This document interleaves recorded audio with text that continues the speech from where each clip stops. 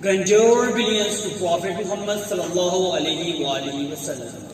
Over the years, Muslim and non-Muslim historians have written many books about Prophet Muhammad sallallahu as a leader, highlighting the divinely guided qualities of his personality as the final messenger of God according to Islamic beliefs.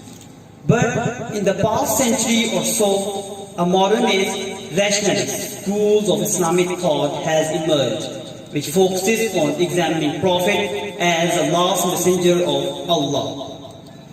The life of Muhammad ﷺ highlights his extraordinary qualities as the leader and the acumen which he deployed these attributes into his followers when he was drawing up the formation of Muslims before the Badr, a key military victory for the Muslims.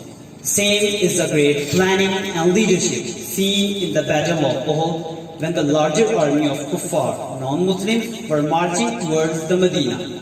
The Holy Prophet ﷺ called the meeting to discuss the tackling of the enemies with the followers and stated them his own plan, and listened the plan of the young generation who had suggested to stop the enemy outside the Medina.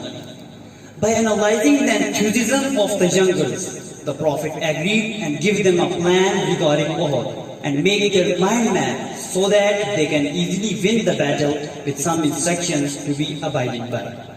The Pact of Hudaybiyah was also an agreement between Muslims and non-Muslims as a guideline, which played a significant part in achieving his role as a leader to his followers. He has all the necessary leadership attributes for success in every aspect of life. Besides, he is blessed with the title Rahmatul lil Alameen and an everlasting teacher to the Ummah. Thank you in all.